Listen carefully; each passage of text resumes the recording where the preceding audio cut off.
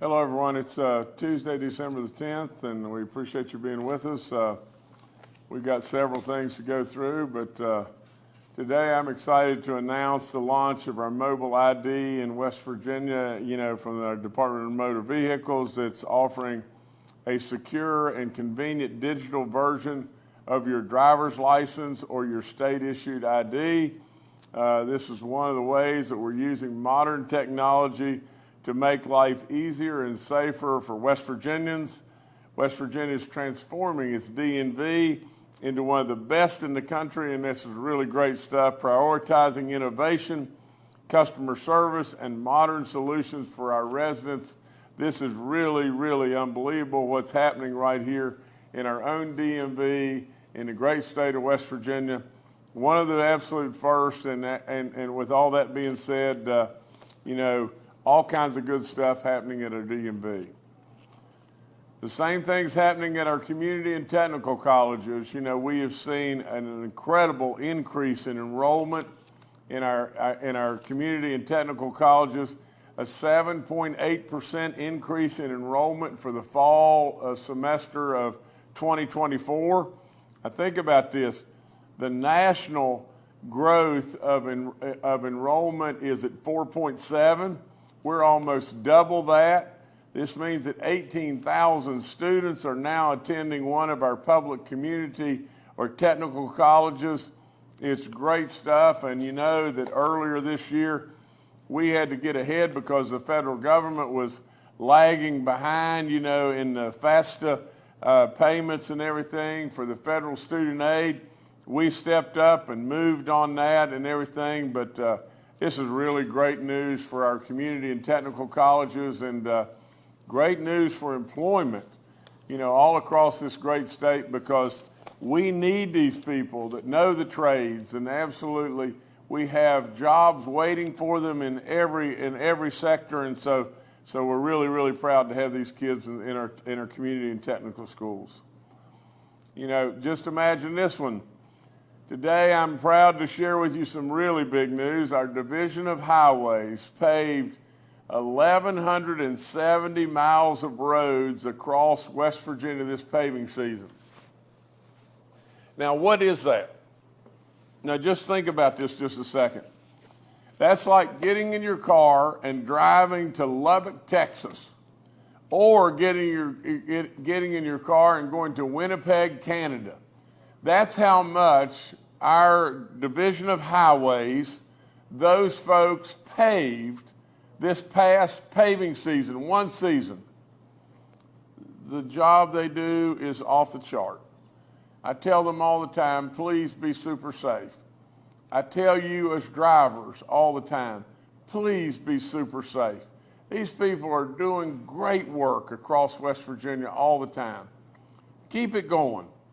Way back when we came up with the idea of Roads to Prosperity, we started and we took off. We took off with employment in West Virginia. We took off in every way imaginable. Absolutely, deficits became surpluses. So many things started to happen, and absolutely right now, more and more good stuff by these great folks in West Virginia that are working every day at our Department of Highways. Congratulations to all of you. Keep doing the great work and keep it going. I'm only going to be your governor for a few more days now, but absolutely keep it going. Keep it going, West Virginia. So much good stuff. Later on today, I'm going to Boone County, and we're going to be doing our announcement in regard to rural hospitals, and if you could stay tuned to us, but we'll be at Boone Memorial Hospital at 2 o'clock, and I'll be announcing the $40 million Rural Hospitals Grants Program to several different rural hospitals, and you know how I feel about this one. At the end of the day, our rural hospitals are the lifeblood of our communities, and we have got to support our rural hospitals. And so this won't be the end-all, do-all, but it will absolutely help several of our rural hospitals, and they're so important to us. I congratulate Randy Smith and Roger Hanshaw. You know, they're our new Senate president, and Roger's been there, but our re-elected Speaker of the House. So congratulations, Randy and Roger, and I know you guys will do a great job. You know, just keep doing the good work that you've already done. Okay, you know, yesterday I spoke at the West Virginia Leaders of Education Conference and everything. Kathy spoke the night before and everything. This was K through 12 principals and I guess other administrators that were there. But you know, I appreciate Mickey and all the great folks that were there. These people are the leaders of our schools, and you know, they do great work, and you know, it was an honor for me to be able to be there. There's Kathy and Michelle and Vicki the night before, but nevertheless, I can't congratulate them enough. But at the same time, we have challenges that are still in front of us. We want to continue to do more and more goodness, but at the same time, you know, I say it over and over, and I'm going to say it one more time, and that is just this. All you got to do is go in one of our schools and pull the kids from a classroom. It's especially easy if you go into an elementary school and pull the kids out in the hall and just say, what do you think about Miss Lily? And I'd bet you anything you want to bet, the kids say, oh, we love our teacher, Miss Lily. And then let the kids go back in, have somebody with them and everything, and have Miss Lily come out in the hall and say, what do you think about your kids? And she's going to say, oh, I love my kids. You know, I'd do anything for them, and I just love them with all my soul. And then go downtown and go walk downtown. Pick anybody that's walking on the street and say, what do you think about your school? And I'll bet you all the money I've got and everything that they would say, oh, we love our school. It's the fabric of our community. And so at the end of the day, the way I see it, it's just this simple. Because, you know, the foundation of everything around me is logic and the truth. But really and truly, if the kids love their teacher and their teachers love their kids, and really and truly the community loves its school and is really proud of its school, sure, we've still got a bunch of stuff we got to do, but we're doing a bunch of stuff right. You know, I tell kids, I was with kids at Appalachian Bible. I told them just this. You know, I said, you may not think it. You may think, whether it's in Los Angeles or New York or Chicago or wherever it may be, that you're not up to that standard. You're not that good. But really and truly, I will promise you, there's parents in those cities and there's parents all over the world that would give anything if their kids could be you. Because you're in a safe environment. You're in a loving environment. You're in a caring environment. Do you not think that we get better, really better in those environments versus an environment that really and truly, you don't know what's going to happen. You're afraid about your kids being at school or going to the school or walking anywhere because the convenience store may be robbed right in front of them, you know, or the drug situation is totally out of control. Absolutely, we're doing a lot of good stuff right here in this great state. Let's get better. It doesn't mean we stop. We sure got to get better. But absolutely, we should be very proud of what we're doing.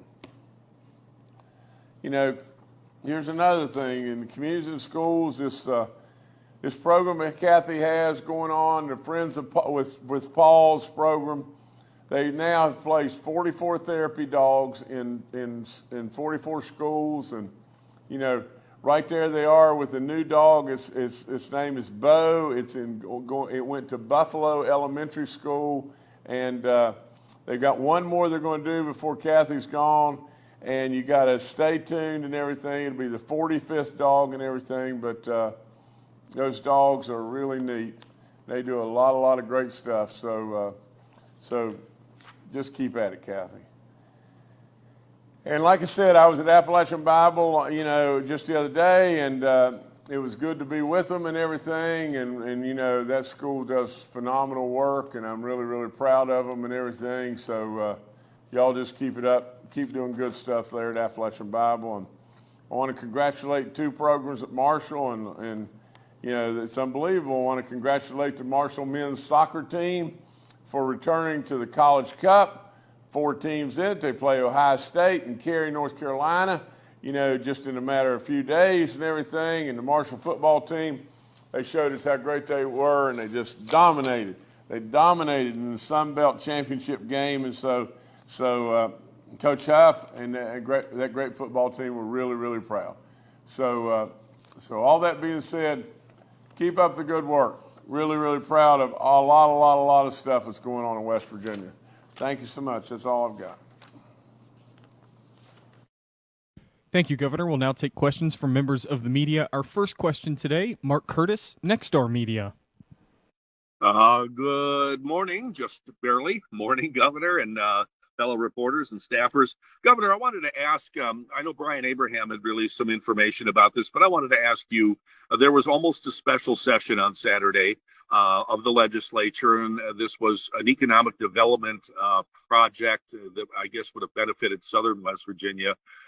It didn't come to fruition. I'm wondering if you can tell us, I know you can't give away a lot of details, but I'm wondering if you can tell us, is this deal still in the mix? Can the next administration and legislature still make this deal happen for West Virginia? And give us a sense of how big of a project this was and what the impact might be. Well, Mark, I think it's surely still in the mix. We got into a situation where we were trying to, pound a round peg in a square hole, to tell you the truth, and we were trying to just, rush too much and everything. But at the same time, we had the players that were, right at the table. Now, I'm a real believer that anytime in business you have the opportunity of making a deal, you make the deal, and so, but we got a lot of noise that was going on in a lot of different directions, and so we just felt like too much noise and everything. It could have very well resulted in a tens of billions of dollars into southern West Virginia. I worked really, really hard, Mark, because a lot of projects, all across economic development projects all across our state. But when it really boils right down to it, to bring projects to southern West Virginia was tough, and we worked super hard to try to bring as many projects to southern West Virginia as we could, plus all over the state, but this one would have been going into Logan County, and it was, this one, in my opinion, we were standing there with a tennis racket and somebody was going to toss us a watermelon. It was pretty easy to hit. We had AEP lined up with, a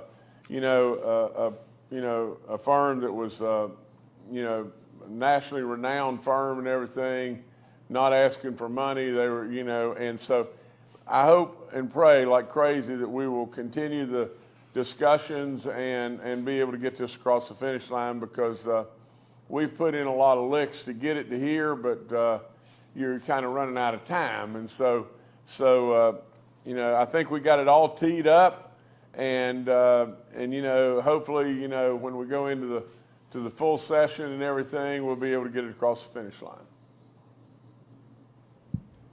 Thank you, Mark. Next up is John Mark Shaver with WV News. Hello, Governor.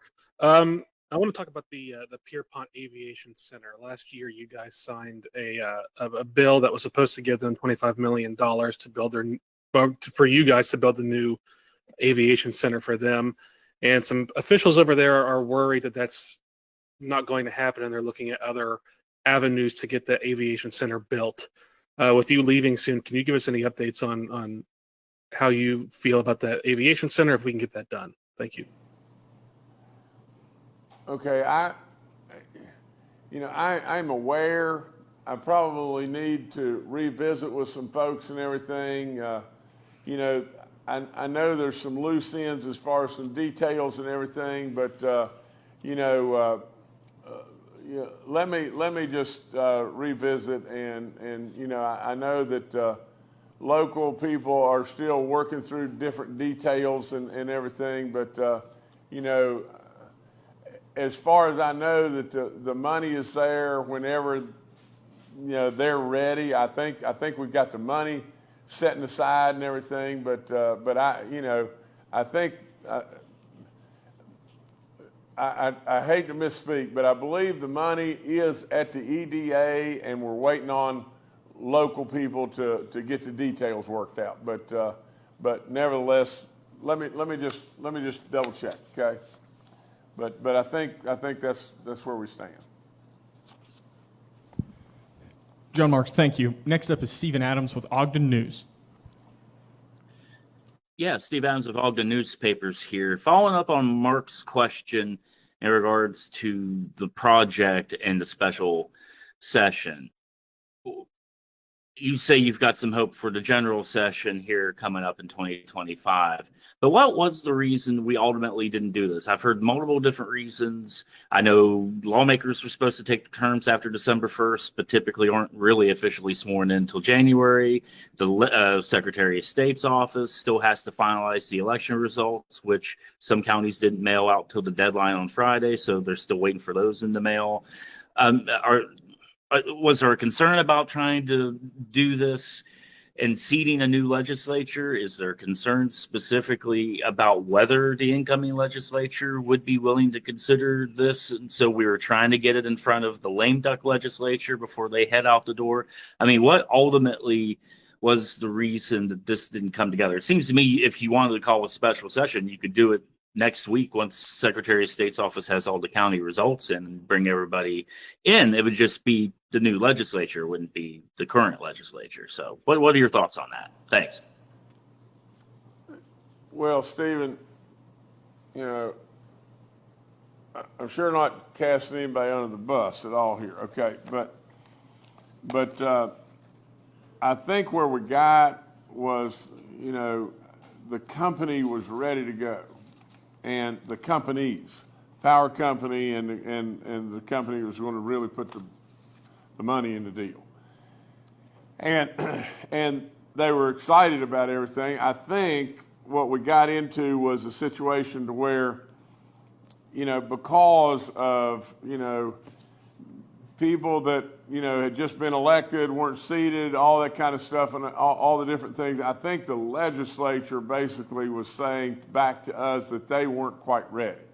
And so the net of the whole thing was, in addition to just this, from my standpoint, I wanted to be absolutely, positively certain that we weren't going to do anything that was going to endanger, future coal jobs.